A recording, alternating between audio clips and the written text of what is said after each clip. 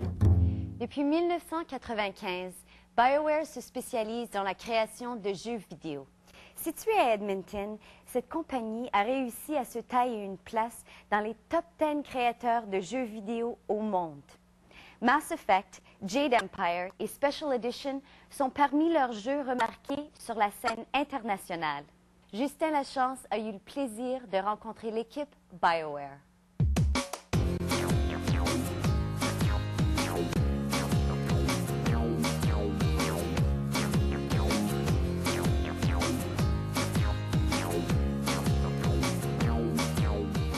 Un jeu d'abord, ça prend pas mal de temps à être fait.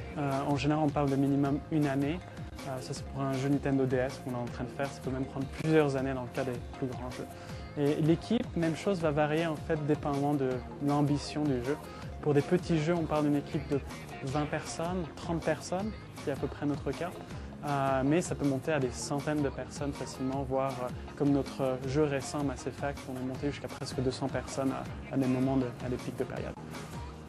Donc, on est ici pour parler un petit peu de la vision de Sonic.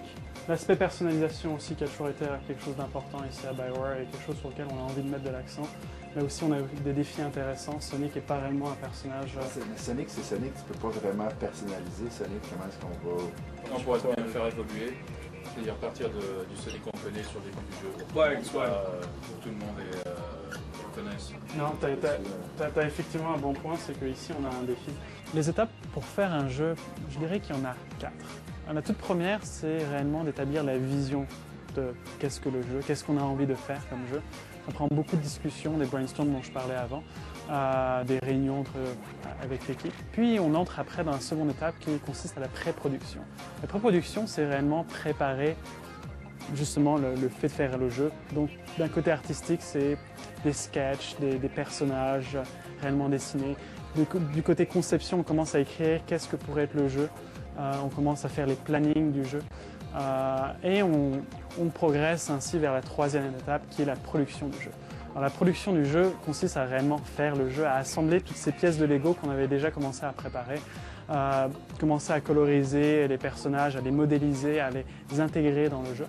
Et une fois que toutes les pièces de Lego sont assemblées et qu'on a un jeu, on a la quatrième étape qui consiste à finaliser le tout.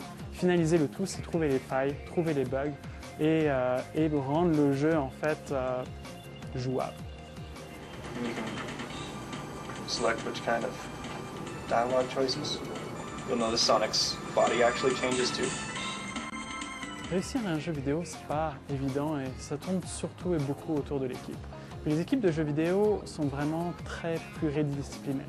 On a des programmeurs, on a des artistes, on a des concepteurs de jeux, on a des gens dans l'audio. Et il faut réussir à faire parler tout ce beau monde dans des domaines très différents. Et ça prend beaucoup de passion, beaucoup de talent et surtout beaucoup de communication. Alors là, ce qu'on peut voir, c'est qu'il est en train de faire un sketch, c'est-à-dire d'établir en fait sur papier qu'est-ce que vont être les personnages pour que après les gens puissent les modéliser dans le jeu à partir d'une référence qui est ce qu'il est en train de dessiner.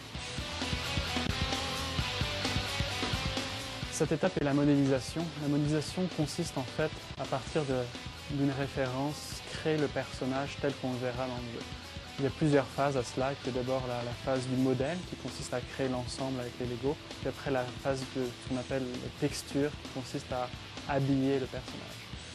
Alors, on parle beaucoup des images, des vidéos, des personnages, mais un jeu avant tout, et c'est la partie la plus importante, c'est un système mathématique.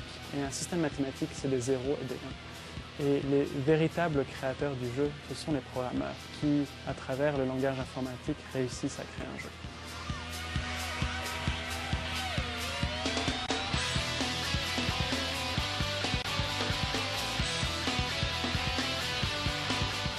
Ce qui est le plus important quand on fait un jeu, c'est avant tout de plaire aux joueurs. Et pour plaire aux joueurs, on ne peut pas réellement faire beaucoup de prédictions. Donc on a un système qui s'appelle le Focus Group qui consiste en fait à réunir des panels de joueurs, des exemples qui vont jouer à différentes étapes du jeu et nous donner des avis sur qu'est-ce que le jeu et qu'est-ce qu'on devrait améliorer. BioWare est connu pour la qualité de ses jeux et c'est effectivement une compagnie qui a énormément de succès auprès de son public. Je pense que les raisons derrière ça sont vraiment beaucoup de passion. Ils prennent aussi du temps à faire les jeux, ce que ne font pas toutes les compagnies, parce que ça demande aussi de l'argent. Et Il y a une ambiance et une culture ici envers la qualité que je n'ai jamais vue ailleurs.